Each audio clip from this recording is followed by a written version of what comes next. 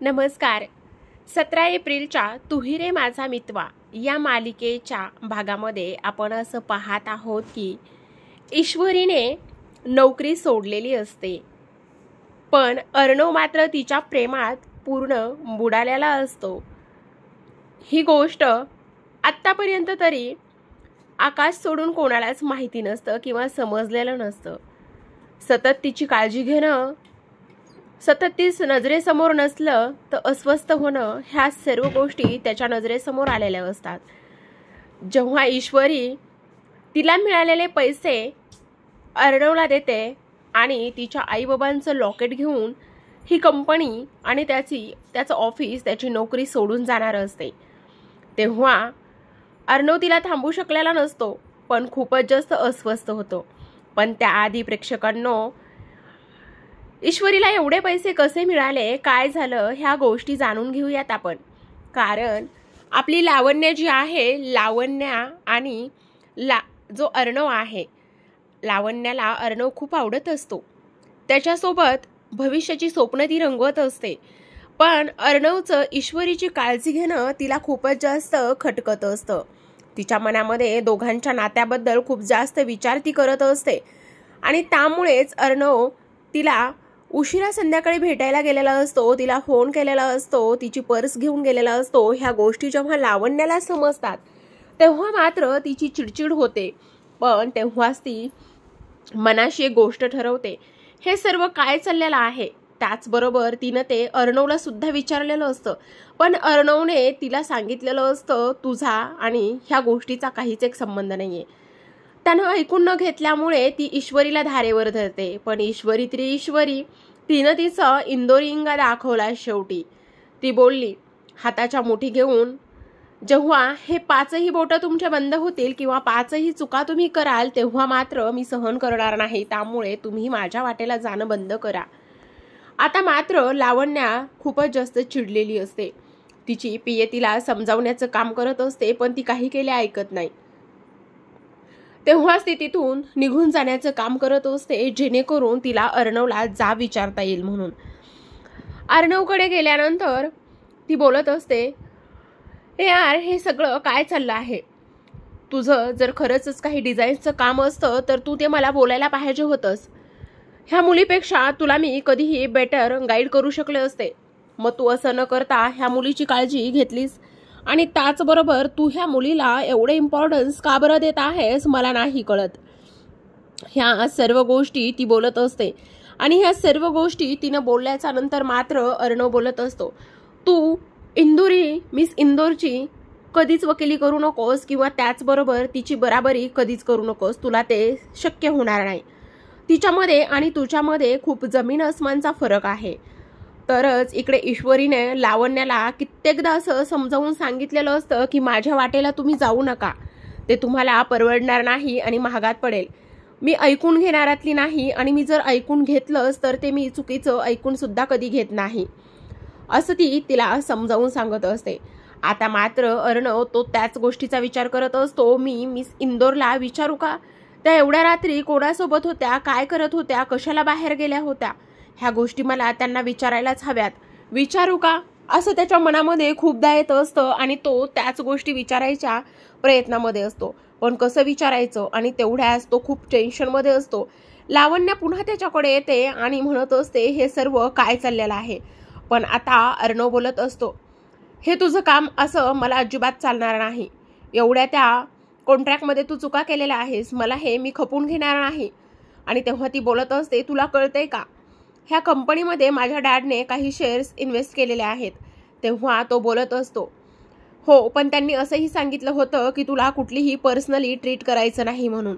आणि तेव्हाच ती मनाशी एक गोष्ट ठरवत असते प्रेक्षकांनो, ते म्हणजेच की काही जरी झालं तरी सुद्धा मी ह्या ईश्वरीला इथून बाहेर काढणारच म्हणून, असं ती ठरवते.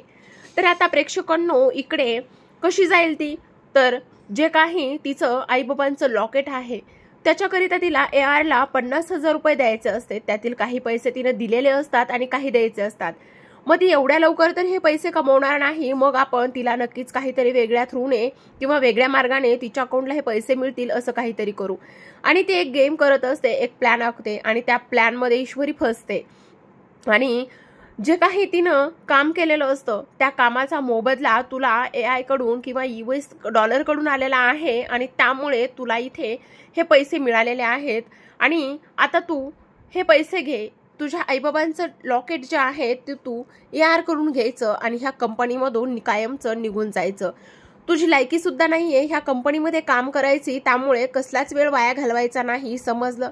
आत्ताच्या आत्ता ते लॉकेट घ्यायचं आणि आत्ताच्या आत्ता ते लॉकेट घेऊन इथून कायमस्वरूपी निघून जायचं, असं लावण्य मात्र तिला सांगत असते. आणि तेव्हा मात्र ईश्वरीला एक गोष्ट विचारात येते, मी इथे काम का करत होते? तर माझ्या आईबाबांचं जे लॉकेट आहे ते मिळवण्यासाठीच मी तर काम करत होते. मग आता जर मला पैसे मिळाले आहेत तर मग मी इथे का बरं राहू, असं ती विचार करते. आणि त्याचबरोबर जो काही तिला मिळालेले पैसे आहेत तो चेक घेऊन ती अर्णवकडे जाते. अर्णव त्याच्या केबिनमध्ये काम करत बसलेला असतो आणि तेव्हाच ईश्वरी त्याच्यासमोर तो चेक धरत असते आणि म्हणत असते, हे घ्या, मी तुमचे राहिलेले बाकी सगळे पैसे रिटर्न करत आहे आणि हे माझं लेटर आहे जे की मी काम सोडत आहे. मला इथे आता काम करायचं नाही आहे आणि त्यामुळे तुम्ही ते ॲक्सेप्ट करावं आणि तुमचे माझ्याकडे जे पैसे होते ते सुद्धा मी तुम्हाला परत करत आहे. ही गोष्ट ऐकल्यावर अर्णवच्या मात्र पायाखालची जमीनच सरकते. कारण याआधीसुद्धा त्यानं इमॅजिन केलेलं असतं. त्याला खूप इच्छा होती तिच्या आईबाबांचं लेटर तिच्याकडे देण्याची, पण त्यानं विचार केला जर मी हिला लेटर दिलं तर मग ही मला सोडून गेली, तिनं कामच सोडलं तर मग. पण मला हा अस्वस्थपणा का होतोय याचं उत्तर त्यानं स्वतःला सुद्धा आणखी दिलेलं नसतं. त्याची त्याला जाणीव तर होते पण काय होतं हे कळत नसतं. तर आता ईश्वरी तर जॉबला येत नसते. तेव्हा प्रेक्षकांनो 17 एप्रिलच्या भागामध्ये जेव्हा अर्णव त्याच्या केबिनमध्ये असतो तो खूप जास्त अस्वस्थ असतो आणि ईश्वरीला मिस करत असतो. पूर्ण त्याचं कामाचं जे काही रुटीन आहे तेच बिघडलेलं असतं. आकाश कामानिमित्त त्याच्या केबिनमध्ये आलेला असतो आणि तो त्याला बोलत असतो, काय झालंय दादा, तू ईश्वरी देसाईला मिस करतोय का? तेव्हा अर्णव बोलत असतो, काय संबंध, मी का तिला मिस करू? आणि तेवढ्यात टेबल खालून ईश्वरीचा आवाज आल्याचा त्याला भास होतो आणि ती बोलत असते, काय हो अर्णव सर? आणि तेवढ्यात अर्णव खाली बसून बघत असतो, मी इथं असते तेव्हा तुम्हाला माझी बडबड सहन होत नाही आणि मग मी आता इथे नाही तर मला मिस करताय कशामुळे? का बरं मला तुम्ही मिस करताय? आणि तेव्हा अर्णव तिच्याकडेच बघून पाहत असतो आणि हसत असतो.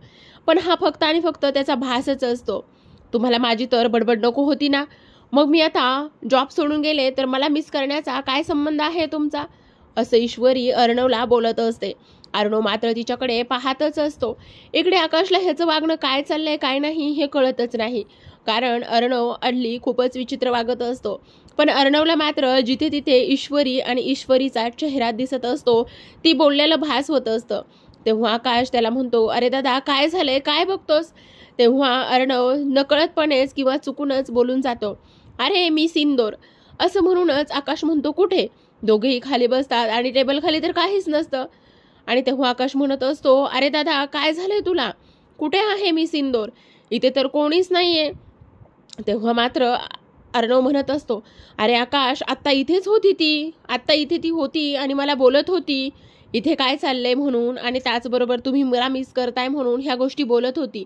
तेव्हा आकाश बोलत असतो, दादा खरं सांगू, तू ईश्वरीला मिस करतोयस. आकाश त्याला म्हणत असतो, दादा तू मान्य करायला हवंस, तू ईश्वरीला मिस करतोयस. दादा तू तिच्या प्रेमात पडलेला आहेस हे तू मान्य करायला हवंस आणि तू हे मान्य का करत नाहीयेस?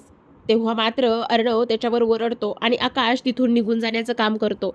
आकाश तिथून निघून गेल्यावर अर्णवच्या मनामध्ये विचार येतो, मी सिंदोरला एवढं का मिस करत आहे? काय होतंय मला हे? ती नाहीये तर मला सतत तिचा जिकडे तिकडे का भास होत आहे? हे सगळं काय आहे? आकाश म्हणतोय ते खरं आहे का? खरंच मी सिंदोरच्या ईश्वरी देसाईच्या प्रेमात तर पडलोय का? हाच प्रश्न त्यानं स्वतःला विचारलेला असतो आणि लवकरच त्याला त्याच्या प्रश्नाचं उत्तर सुद्धा मिळत असतं. कारण अंजली जेव्हा ट्रीटमेंट करून परत येणार असते तेव्हा दोघं बहीण भाऊ चांदण्या मोजत पुन्हा बसलेले असतात आणि तेव्हाच आजी सुद्धा येतात आणि आजी आल्याच्या नंतर पुन्हा हाच विषय निघत असतो. आणि खरंच अर्णवला ईश्वरीवर असलेलं ते प्रेम सळून आलेलं असतं. पण ईश्वरीच्या मनामध्ये काय असेल? ती सुद्धा आपल्यावर प्रेम करत असेल का? तिला सुद्धा आपली आठवण येत असेल का? ह्या गोष्टींमुळे तो थोडासा भांबावून जात असतो. तर प्रेक्षकांनो अजिबात मिस करू नका 17 एप्रिलचा भाग.